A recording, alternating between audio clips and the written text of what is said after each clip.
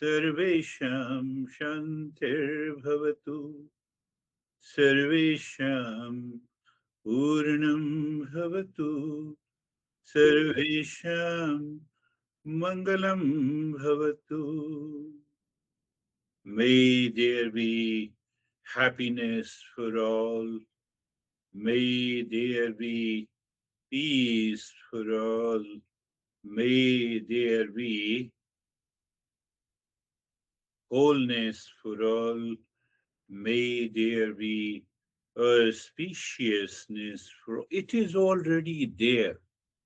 So what we are doing by Mangala Charan, we are asking the intellect to repeat, to recognize that peace, happiness, spaciousness, and wholeness are already there with us. But why? When it is already there, why the intellect? Because the intellect is deluded. Why it is deluded? Because of the ignorance. But from where the ignorance comes? From the mind. But from where the ignorance is picked up by the mind, from the sense organ, from the world that we perceive every day. Honey, you don't love me, and I'm totally frustrated. I have lot of fears and anxiety. You see, the entire chain. To break that chain, we have to have a company of the real every day without fail in the morning. The moment you wake up, your mind dilutes the intellect, or your mind receives what is real from the intellect, is what Mangalacharan is. I hope and I believe that at least 10 or different definitions and understanding you all have about Mangalacharan in your head at any point of time while you are living your life daily from the time you wake up until you sleep. If you have those five or even five or six during the day, it will remind you intellect, move to the real. Intellect, move to the real. So that is, we discussed about happiness is our essential nature. So I can argue with the deluded mind, come on, happiness is my essential nature. Why? Why you have an anxiety in you? Hold up. Why you have a reaction? Why you have a tussle with your partner? Huh? Hardly 50 people out of 9 billion people. What is this mind? What you are doing? Who says this? Intellect. So I'm defining the Mangalacharan based on the topic of the satsang that we are going to understand today. And open your eyes. So anything, any thought, any feeling that helps you to move to the real,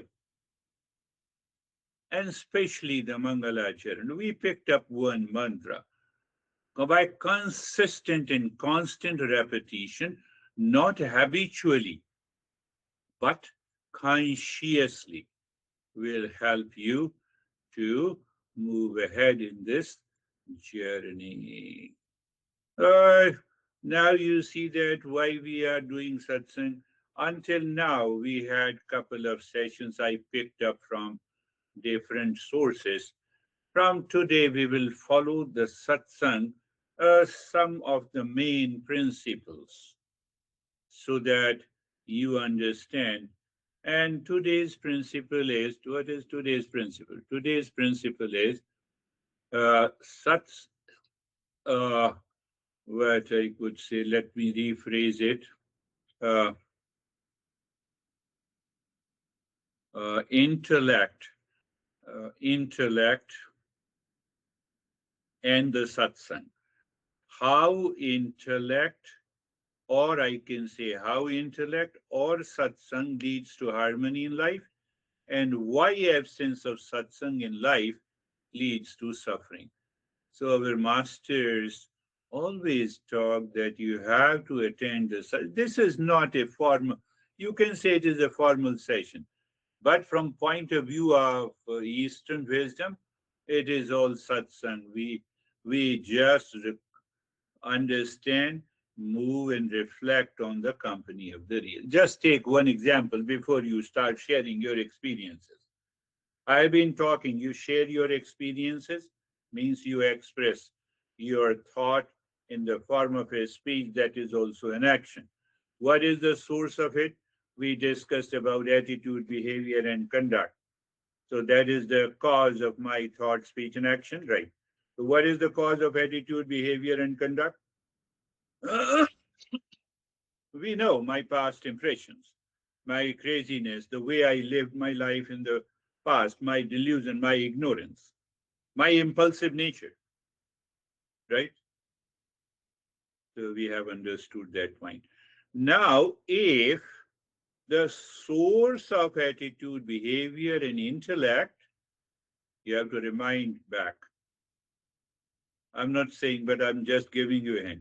If the source of your attitude, behavior, and conduct is or are discernment, dispassion, six treasures, and burning desire for liberation and awakening, then what happens? Tell me. Now, can you connect your journey to those topics that we have covered? Discernment, dispassion, six treasures we have covered at length, and the mumukshu.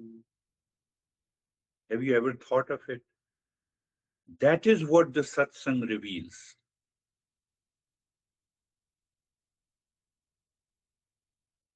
I've been telling you, thought, speech, and action, source, attitude, behavior, and conduct within me. Huh? And behind it, we have already understood delusion, ignorance, impulsive nature, and so that forms an attitude. Attitude. This guy is crazy, Now, before expression, you see, the chain is created. So what the satsang does, you break the chain and you enter into discernment, dispassion, six treasures, and the burning desire for awakening, for freedom, for peace and happiness. Is it necessary to fight with you? No, it doesn't work. So let me drop it. Delusion is gone. We'll talk about it. I'll make it more practical, pragmatic.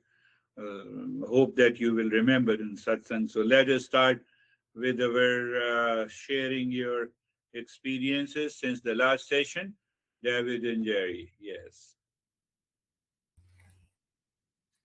Thank you. I mean, I love in my own words, point the intellect to the truth, and that's been very helpful over the last few days with different conversations going on, and just stepping back and looking for that space in between, the mind and the reality and the consciousness. So very peaceful. Thank you. Beautiful, yes. Because the moment you associate your intellect with the real, the inner changes in the mind begins. You need not to worry about it. You need not to say, I have a chronic anxiety or a chronic. There is no word chronic. You break it, you dissolve it. How are you, Jerry? Sir, I'm good. Thank you. Yeah, we had opportunity to use it in our relationship over the weekend. So it was really powerful because we settled and then we assessed and then Beautiful. a lot of kind of emotions and past like habits trickled in. And as they did, we stepped back and said, no, we need to just assess this as it is, not Okay. how we wish it was or how it used to be, but just presently. And then we got to a place where we were able to look at it and see attitude, behavior, conduct which shows what our desire is. And then from there, we have a plan. So it's really great. Beautiful. I appreciate you both. That is the beauty of if you attend as a couple, it helps you. You did the best. You know, the intellect, association with the real. We have a second step in Sahasra. You assess your daily life. You audit your daily life.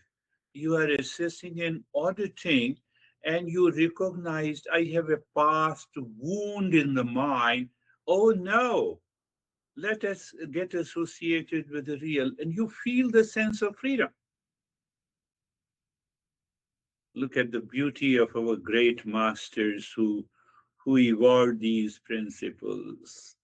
I just give you a simple tip. Instead of, attitude, behavior, and conduct, causes, we know. And if the cause is discernment, discretion, you are free. Oh, let us keep it aside. I have a reassess. It is not required.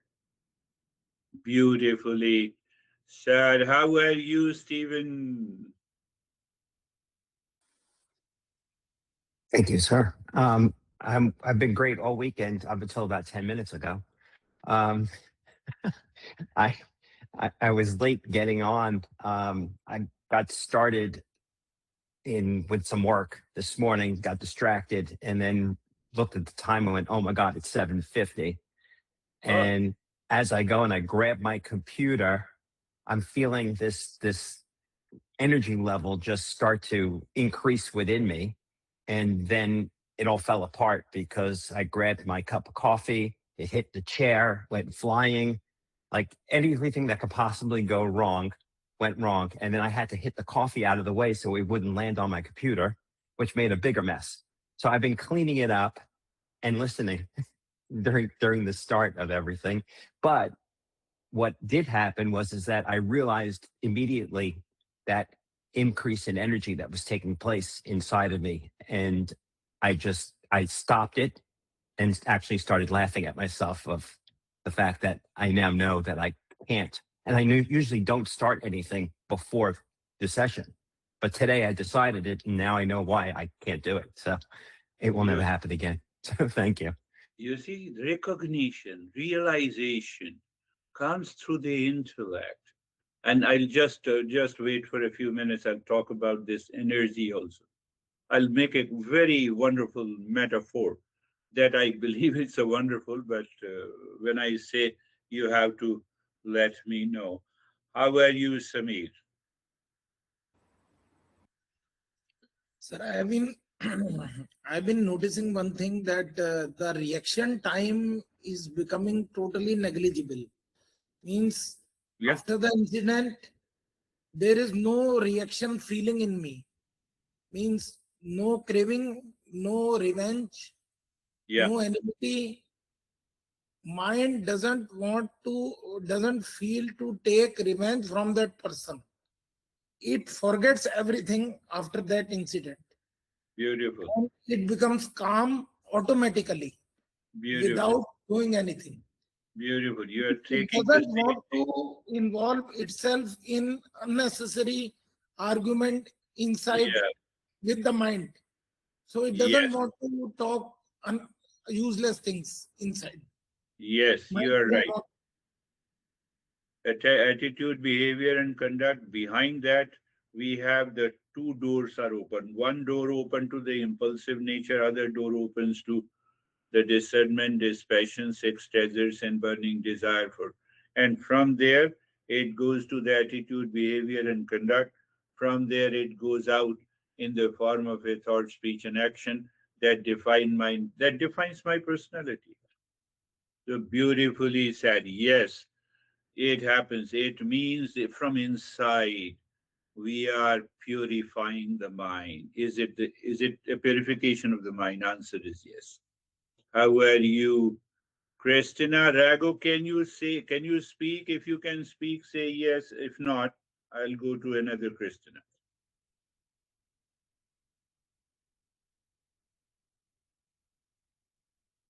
So let us go to another Christina.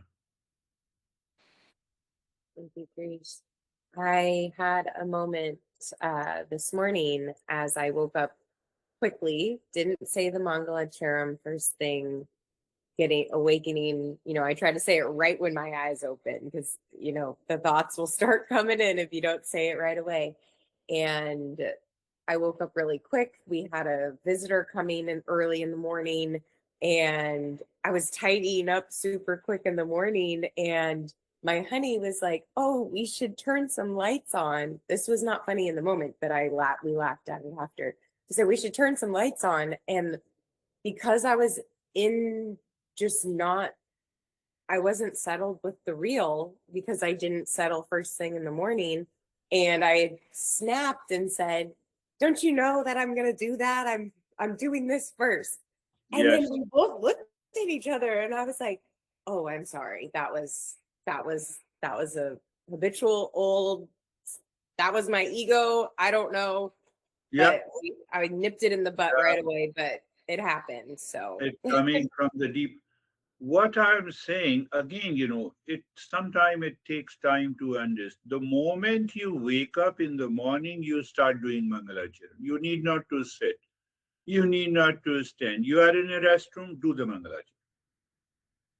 You're drinking water, yes. Mind is not doing anything. So don't allow the deluded mind to say, "Oh, I have to do it. Let me sit and do it." No, that is a very subtle delusion the mind picks up. And then we say, "I am late. I will do it later." No, the moment you wake up and you start doing it, you are already into the practice. Mind is not doing anything. Are you getting it? Then what? Then then only you are able to realize that the power of it. Beautifully said. How are you, Dennis? I'm fine, and I practice regularly. I start my day with the Mangalacharan, and then following an hour of practice, Good. then at the end of the day, I analyze my day, and during the day, I do recognize the moments when the world is trying to challenge my peace, but I remain vigilant and maintain my inner calmness. And while listening to Samir, I also, like he said, I recognize the same, that after an incident, the mind doesn't continue to iterate these thoughts about who is right and who is wrong, Yeah. like it used to do before. Right now, it just goes straight to peace right away. So I think that's about Beautiful. No reaction, no revenge. Those thoughts are not there. It means it is purifying the mind.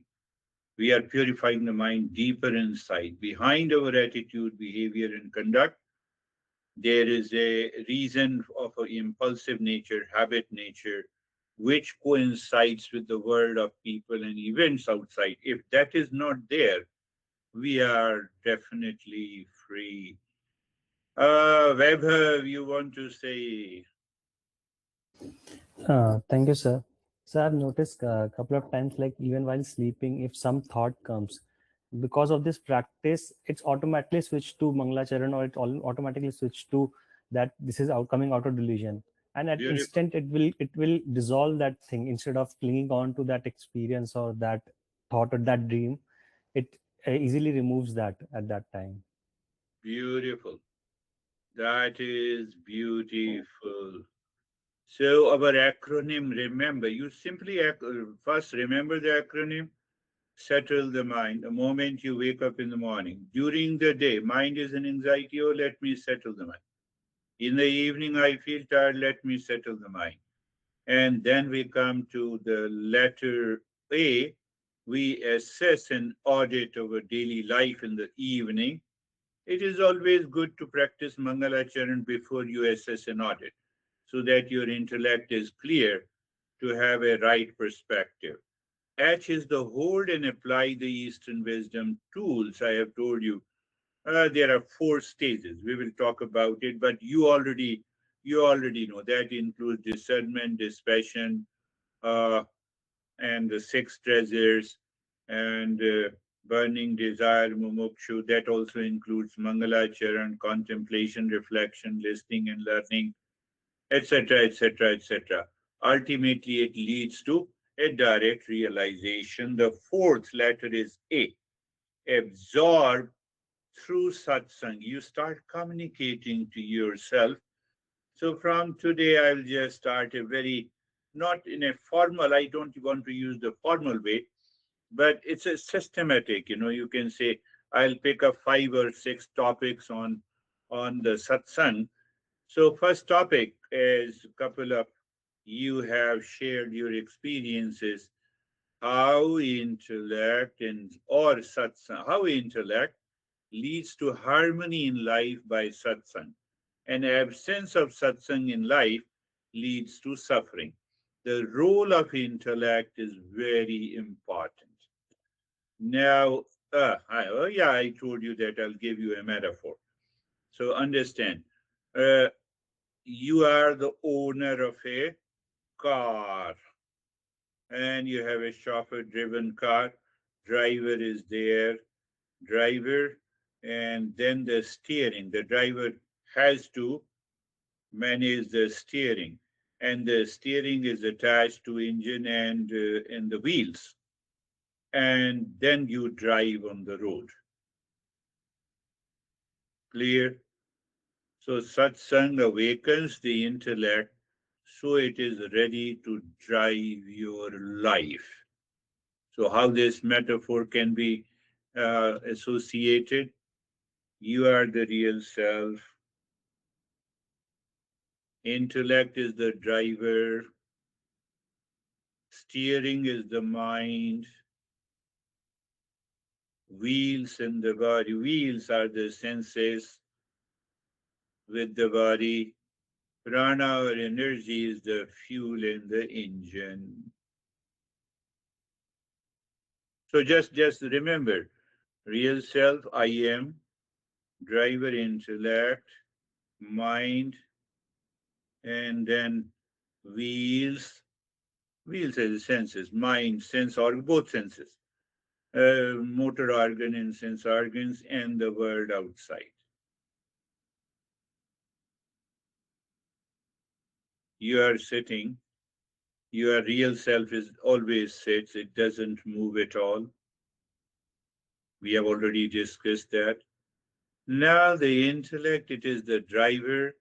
Again, I'm repeating, mind is the steering wheel, senses are the wheels of life, prana is engine, fuel that drives life, where it drives in the world of people, events, relations, pleasure, and pain.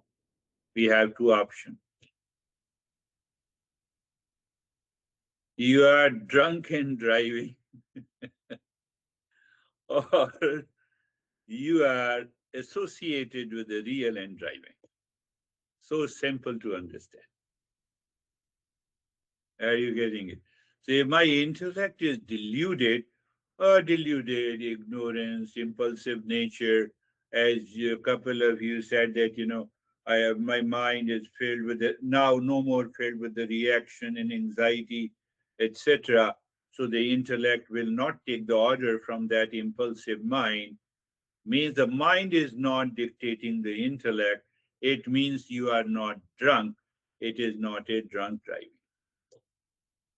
Otherwise, we meet with accident at maybe 50 accidents every day because of that thought. Oh, honey, look at the honey. She or he does not understand.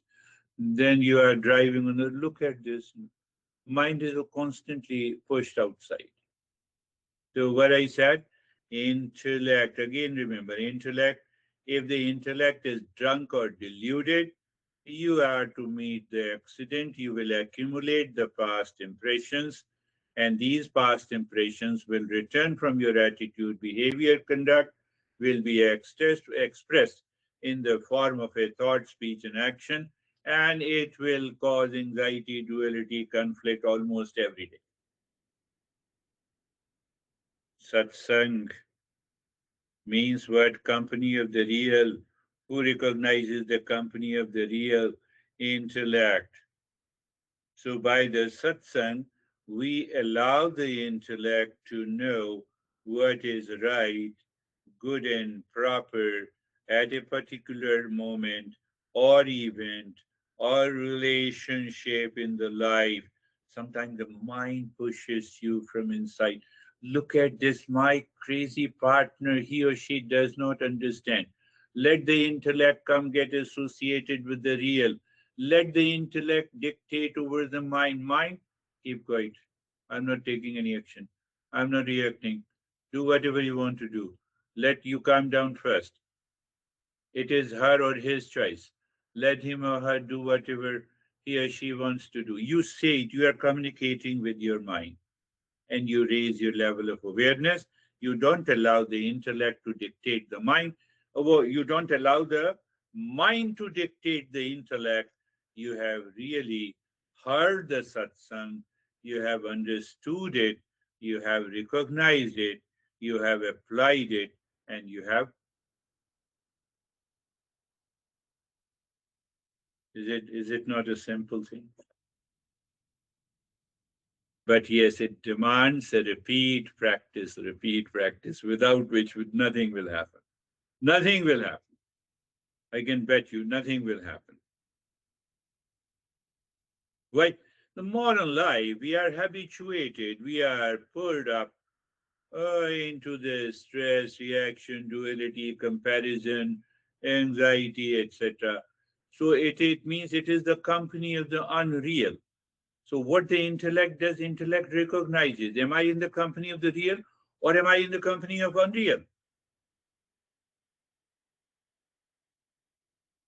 My mind instantly says that before any situation arises, oh, mind, why you are running after the unreal, impulsive nature, habit nature, and it demands a regularity to continue. Last point that I will discuss in detail in our next lesson. So satsang means external and internal. So first is external. We already understand the external, you listen to the teacher, or basically you listen the principles of Eastern wisdom, nothing to do with the teacher. And second point is you contemplate and reflect. Why you contemplate and reflect? You clean the windshield of the intellect, because the mind, through the past impression, it has put up lot of reaction, anxiety, duality, and a conflict in the intellect. So you clean the windshield of the intellect and you restore. What you restore? I'm combining both. You restore this power of discernment and dispassion and the six treasures. You are already settled and life changes. Remember, our goal is very high. It is awakening and realization. We will talk in detail what is the normal state and what is the abnormal state. Normal state, the satsang helps you to return again and again and again to the real state, association with the real. Let us start. Close your eyes. We will go for a longer practice.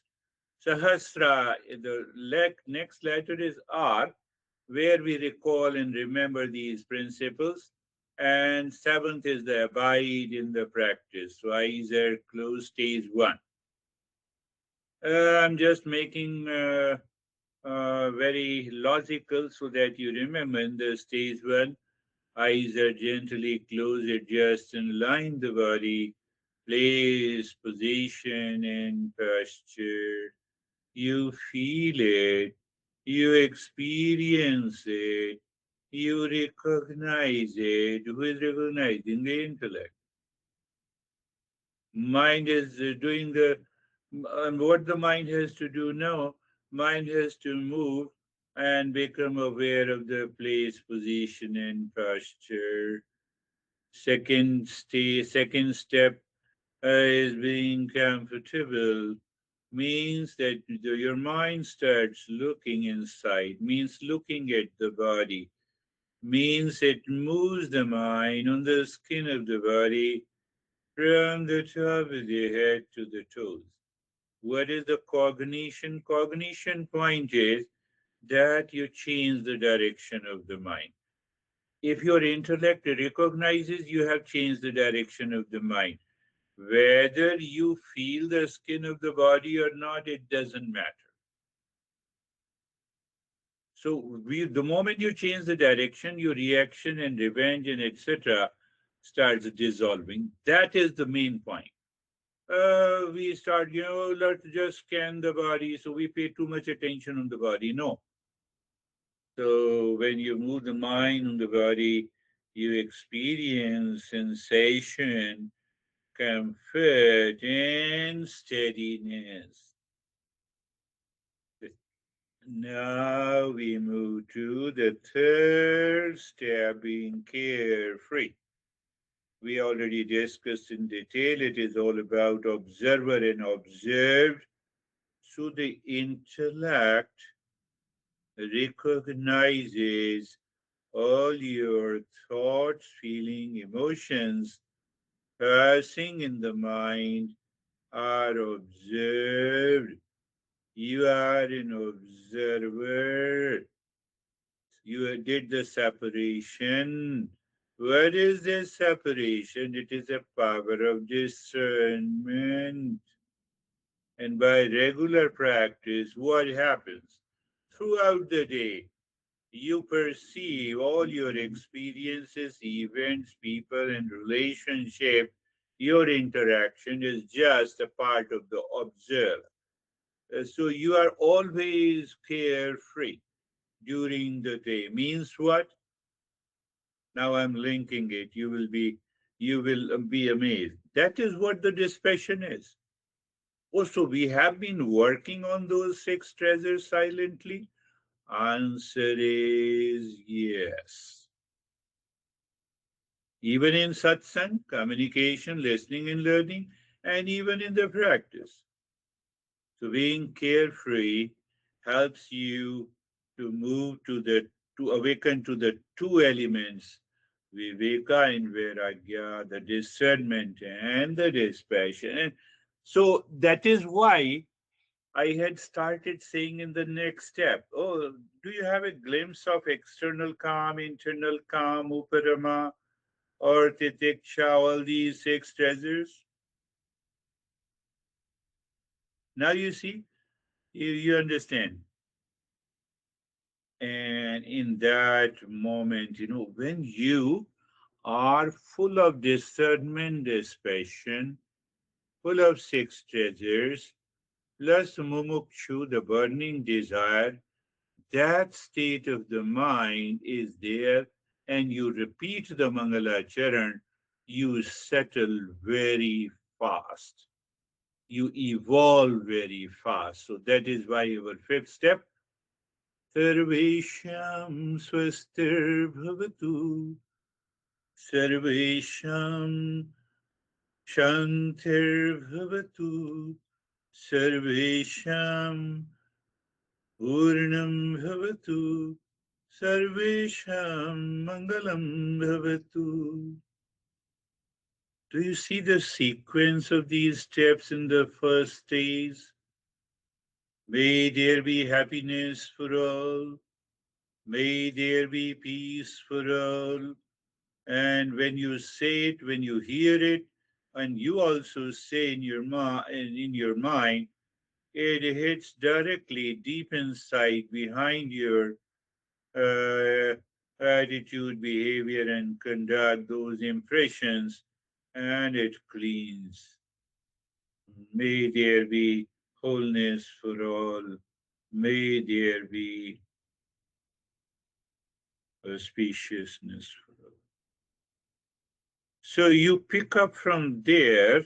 Now you see that how you get associate. You associate the next step. You pick up from that state of awareness to recognize that you are surrounded by six neighbors. Neighbor is not you. The first outermost neighbor is the world of people, events, relations, eh? Everything outside the body. And just tell the mind, none of them is you, none of them is yours at the spiritual level, including your partner. Ah, it's not me and mine. The second neighbor is closer than the first, is the physical body. We'll discuss later that we love our body much more than our partner. You may like it, you may not like it, but that is the fact. So there's body, death, birth, and the death, and that is why the mind brings the fear and anxiety about it. First neighbor is second neighbor is body, physical body is not me. Third neighbor is the energy body, the prana, the fuel, the emotions. Also, it includes emotions, and it is more deeply associated with the hunger and thirst. Fourth neighbor is the mind, attachment and detachment. So every day you are practicing meditation, and as you continue the journey on this step, your mind will start reflecting, oh, here I had this attachment, because of this I had an anxiety or a fear, a duality, and a conflict. Because you are cognizing it, it will drop by itself. That is another way to purify the mind. And the fifth neighbor is the intellect and the ego. Sixth neighbor is the ignorance, is the causal body, and behind that sits the owner of the body, owner of the house. That is independent. I'm the owner of the house. It means I am not attached to the bedroom or the washroom or my computer lying in the home. No. Do you see that? Can you just be aware of that? So it makes you lighter. So the six neighbors and the real self. And now from there you move to the breath. Just start looking at. We transition gently into the second stage. Never transition forcefully or through reaction or impulsive habit. No. First, keep flow of the breath. And I told you in the flow of the breath, we have 3 point attention on the breath. What are the 3 points of attention on the breath? You are looking at the breath that is going in and out. You feel the sensation of the breath, and you do not change the rate and the rhythm of the breath. So that is our seventh step. Or you can say it's a present moment review. You review, mind, are you here? And now, are you here? And now, in the state of place, position, posture, sensation, comfort, and steadiness, being carefree, being totally free from the six neighbors. Like this, you can use the intellect also here. And now, for a greater purification of the mind, we will move to the purification of the mind. So focus or look deep inside the heart, the rib cage, the center of the rib cage, and then start breathing long, deep in the hissing into the rib cage. Total expansion of the ribs and total contraction of the ribs.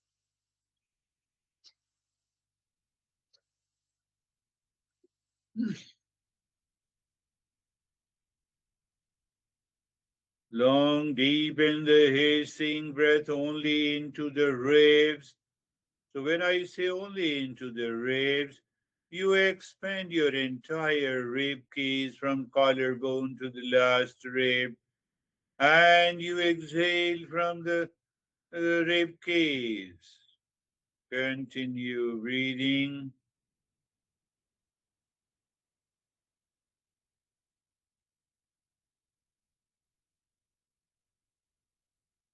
Pay attention, you are only breathing into the rib cage, means your inhalation and exhalation expands and squeezes the entire rib cage. There may be little movement into the belly because they both are attached together, but major dominant movement is happening in the rib cage. It is extremely important for the caddy to do it every day without fail. No, it's important for everyone. So when you do this, it helps a great deal.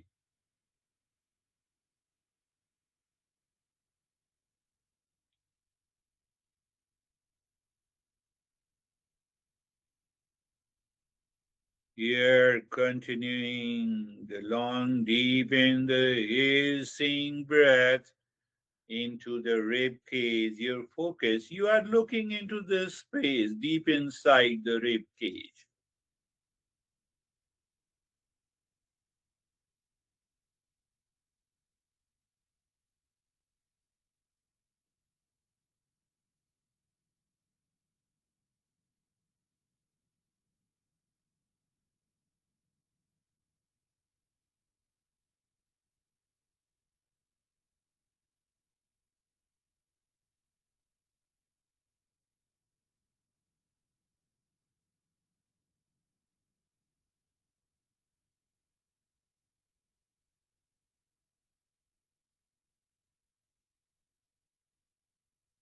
And now leave this, return to the flow of the breath, the 3-point attention on the breath.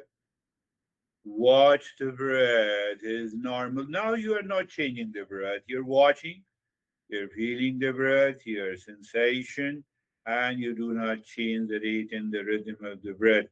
You will find that sometime your flow, your breath rate changes. It is because of those past impressions. The mind and the flow of the breath are deeply related to each other. And now is the time. Look deep inside the belly button and start breathing long, deep in the hissing breath into the belly. So it means you expand your belly, you squeeze your belly during exhalation, and you inhale. You expand your belly during the inhalation. Continue deep, long in the hissing breath.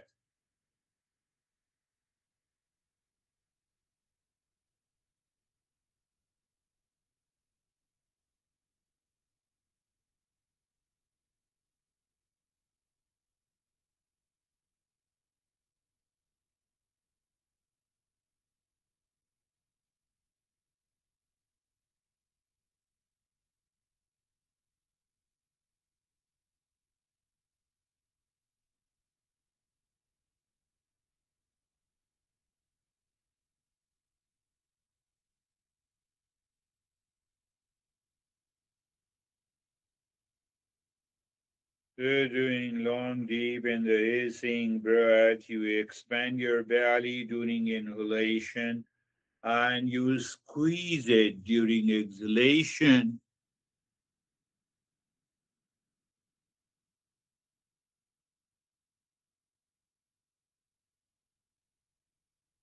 And not too much of movement in the entire body, except the belly movement should be there.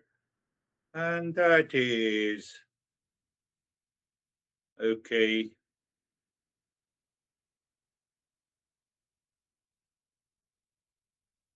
Continue. We are doing for 3 minutes each. And on Mondays, gradually we will increase the duration. All these three-step breathing, you can easily understand chest breathing, belly breathing, and both.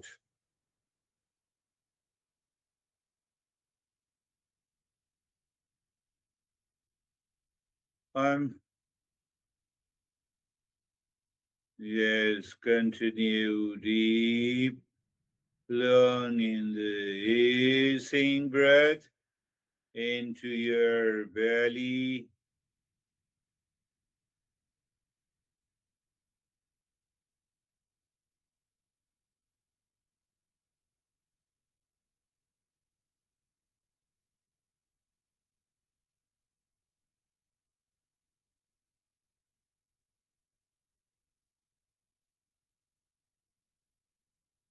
And now stop it. Return to the flow of the breath. Check the movement of the breath returns to its original flow. You feel the sensation. Now you're feeling the sensation is prominent. What means we have internalized the mind. We have risen in awareness. Oh, that is because of the breathing. That is what the Patanjali speaks of. Tadakshiyate prakasha varanam. Language may be different, but now focus deep inside the forehead in the space. And then start breathing long, deep in the hissing breath, both into the belly and the chest. So the sequence is that you first inhale into the belly, then inhale into the rib cage, one deep breath, and then you exhale from the belly and from the rib cage. Means total expansion and contraction. Continue long, deep in the hissing breath, both into the belly and the rib cage.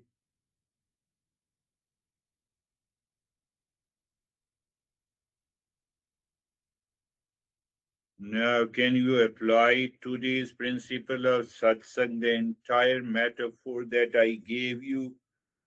When your mind says, no, I don't want to do it, I cannot do it. Who is saying this? Intellect. So which type of intellect it is? It is the deluded intellect. But how it has become deluded? Because of the mind. Why? Because of the mind. The mind picked up its impulsive nature and habit in the past impression and dictating the intellect, no, no, I will not do it. No, it's not better to do it. What you should do, ask yourself, you are applying the principle we just discussed in the satsang. Or I will question what you should do to avoid the delusion from the intellect, the windshield, fog, discernment and dispassion. Now you see discernment and dispassion takes you deeper into the journey of meditation. Now you understand how they are closely, deeply associated with any practice of meditation, in any tradition, in any school.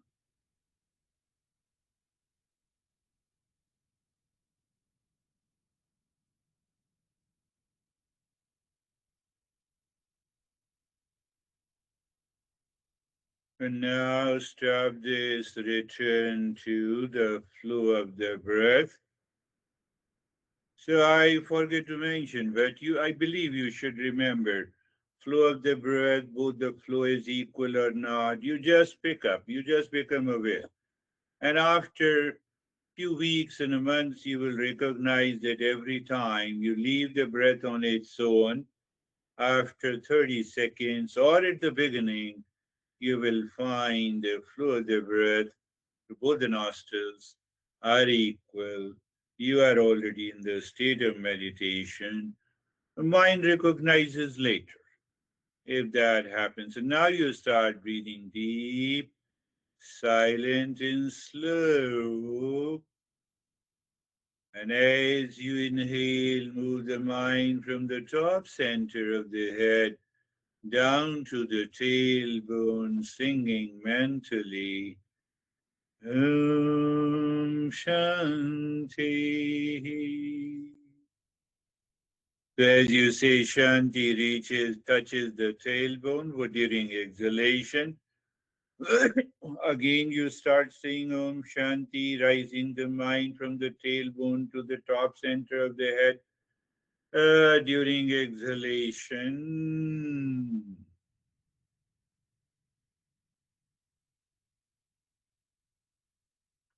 So, because we have understood the previous principle, we can counter the excuses made by the mind coming from, we already discussed. So that is how we understand how much how much we have purified the mind and how much is left. Pure, everything is logical, can be explained to the cause and effect. Anyone who says it is mystical, spiritual is mystical, then he doesn't know. That teacher doesn't know. He has to study a lot.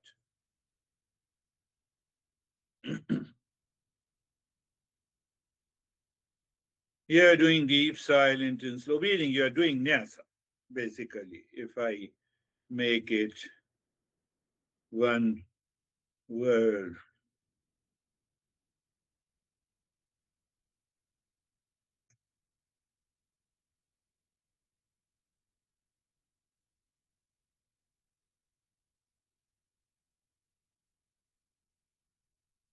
And now, from the nyasa return to the flow of the breath, we transition into the stage 3. You're just watching the breath going in and out. You see, you are returning to the flow of the breath again and again during this practice, so that your mind is educated not to interfere through its impulses. And let the time come and you will see that. So when you have that flow of the breath, that is the moment you drop Om Shanti on the breath, on the track of the breath. Another point that I told you, when the breath goes in on the track of the breath, you drop Om Shanti on the track of the breath coming out, you're dropping Om Shanti. But if your mind starts thinking of dropping, you change the rate and the rhythm of the breath. So it is something you perceive. Breath is going in, you perceive. So the same way, when you perceive the breath is going in, you also perceive Om Shanti. You also perceive when the breath comes out Om Shanti. So that point we have to reach. And it is not difficult at all. Continue.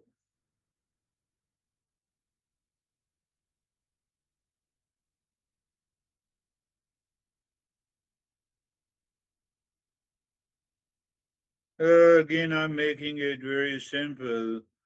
I see Jerry and I know Jerry. So the mind tunes with a perception of the world, recognized by the shape of the body. You see, Stephen, recognize. I don't say anything. Mind is not there. The moment I say, I don't say, I see, and mind perceives non-verbally. That non-verbal is Om Shanti. I don't want to say it's very challenging, but it's very interesting.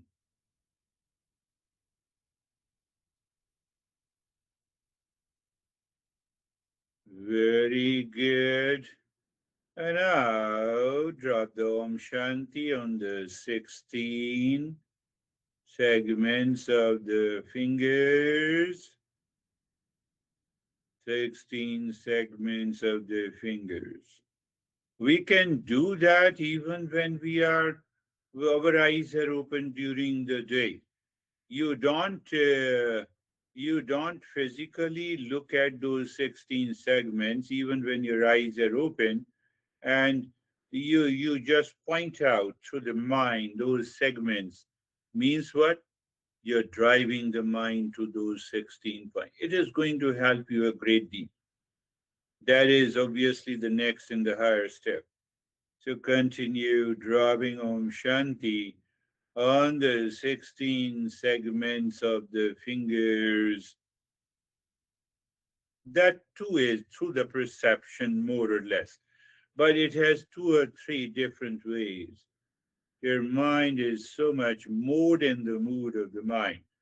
It is so much absorbed that it continues on one segment while you sing Om Shanti.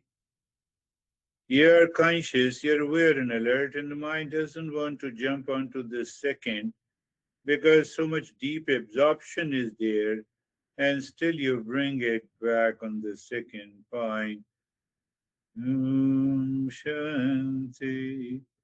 Maybe the second uttering of the Om Shanti may be taking little less time. That is okay. So that will help you open to the different layers of the mind. I'll be adding one or two more steps so that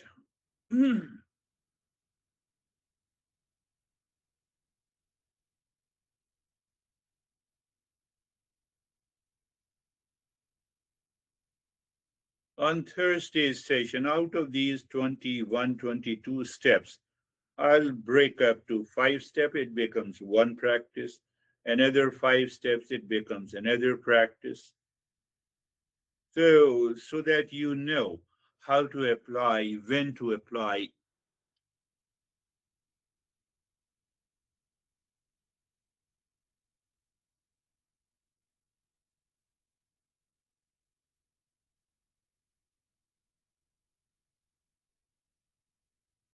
You see that even little longer than the usual period, usual length of the practice brings greater result because of these steps, because of your understanding.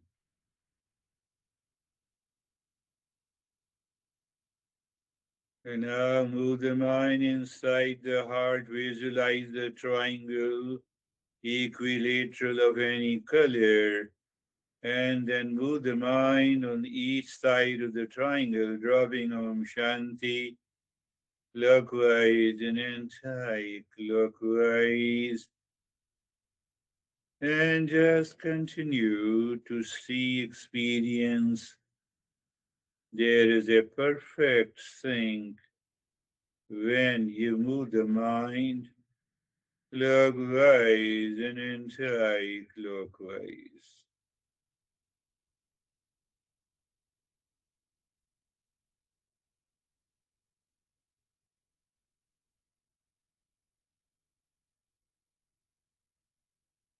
We are still in the stage 3.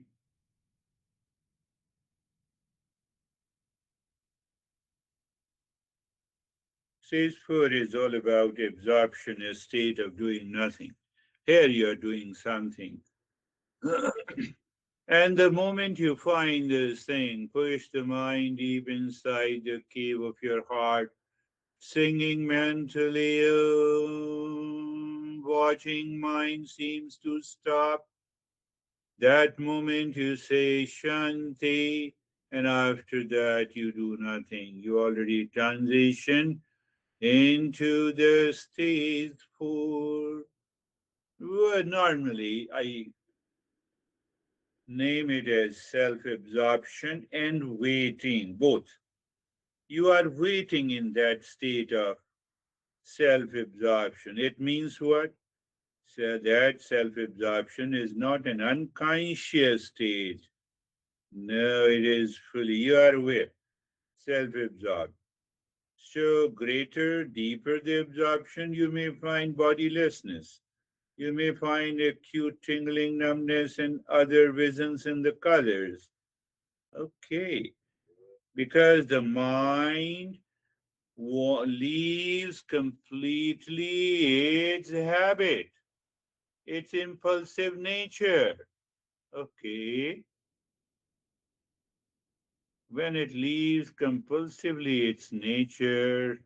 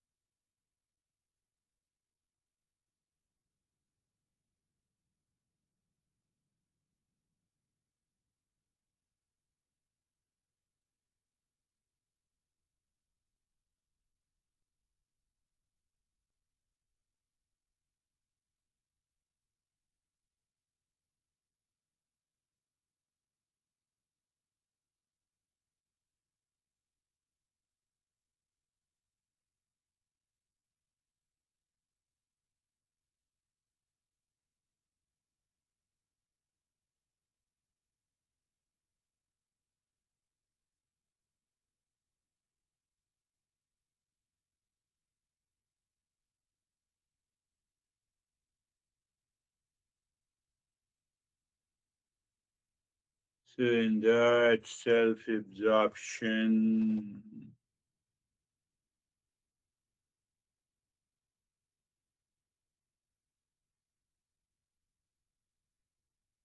self-absorption, vision, colors, perception, everything happens into that state.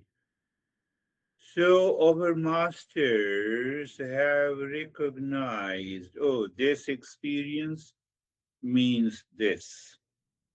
You see, the mind goes deep inside, means what? You have a sense of bodilessness. Now, bodilessness can be experienced in variety of ways.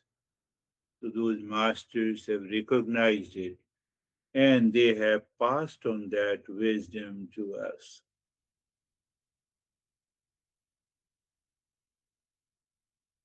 We're basically repeating. We are reliving the way the masters lived their life in the journey of self-discovery.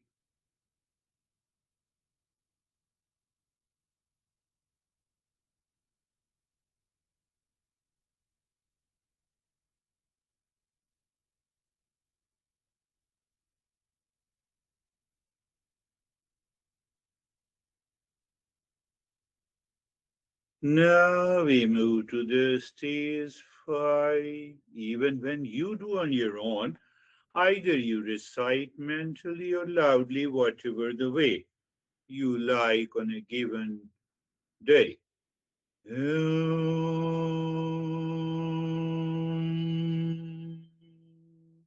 When you're doing loudly, it's always good to do with the two breaths, one with Om and second with Shanti, Shanti, Shanti. I'm doing it loudly, so to demonstrate, to make you aware.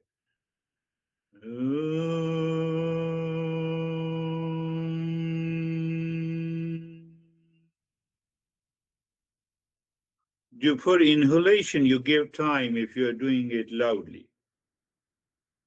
Shanti, Shanti, Shanti.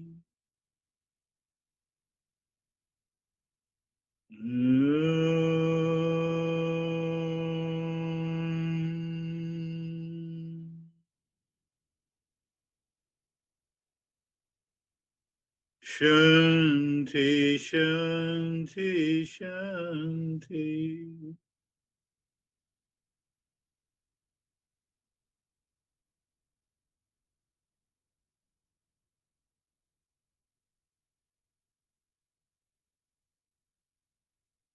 Bring your mind on the right hand. Feel the sensation, your mind on the left hand. Lift your both the palms, place it on your eyes, open the eyes inside and stay there for a while. Ask your intellect what happened, and then bring the hands down. We'll share our experiences. How are you, Vaibhav?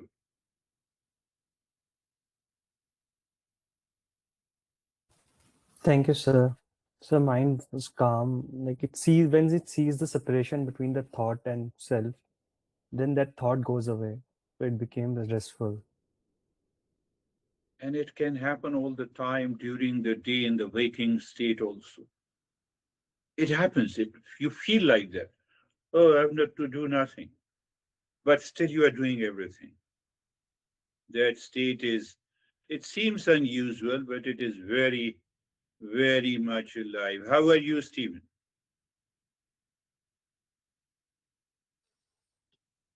Good, sir. Thank you.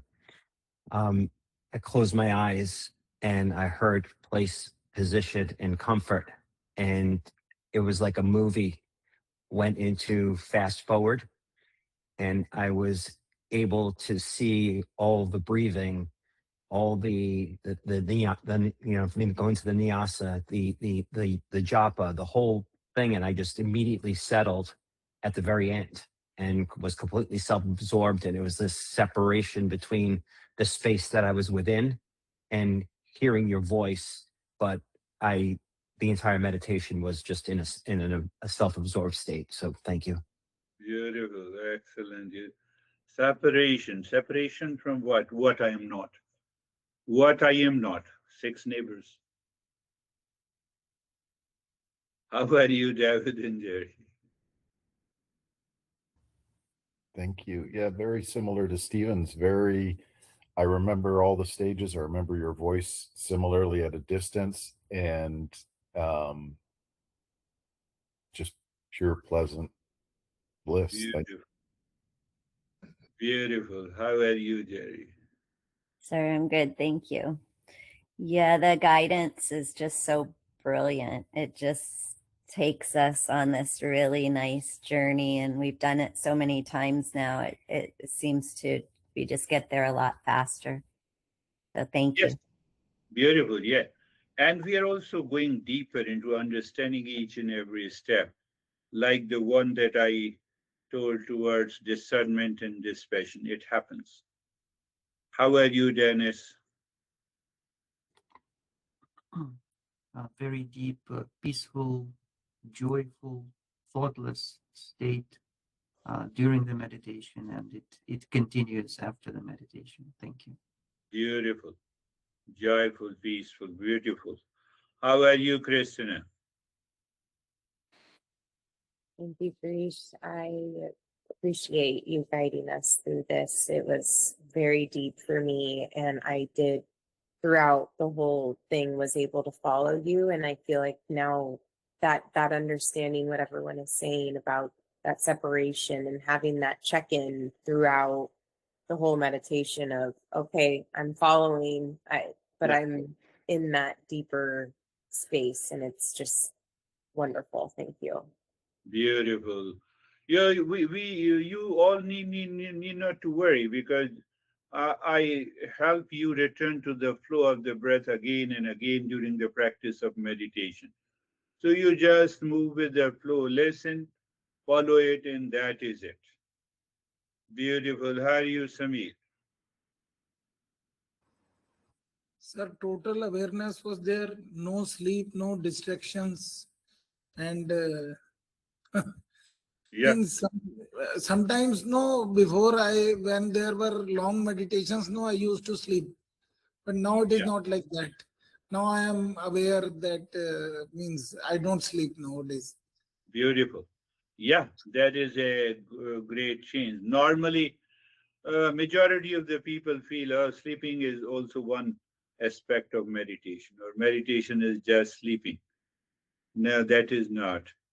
So, why it is not happening? Because you have risen in awareness. Your level of awareness and attention has gone up. Yes, Terry, I'm looking at you.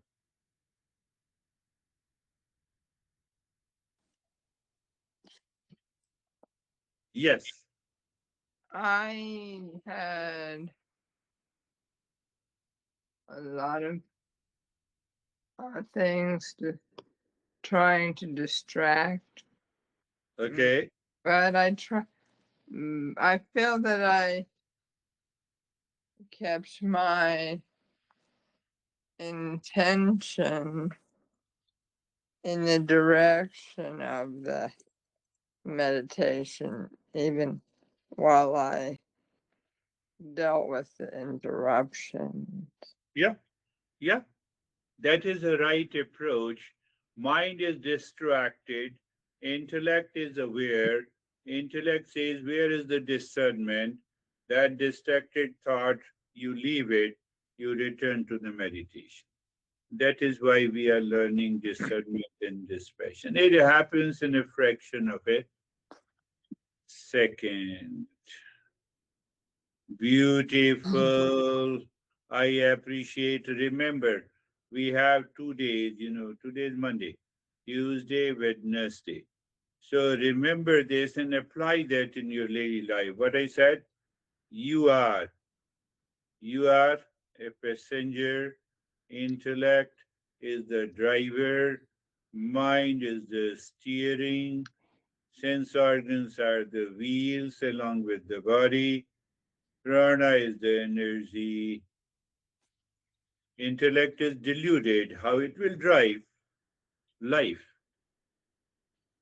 Intellect is with discernment and dispassion, how you will live. It all depends on you. The choice is yours. That is all. Thank you. We'll meet again. Thank you, sir. Thank you. Thank you, Namaste. sir. Namaste. Namaste.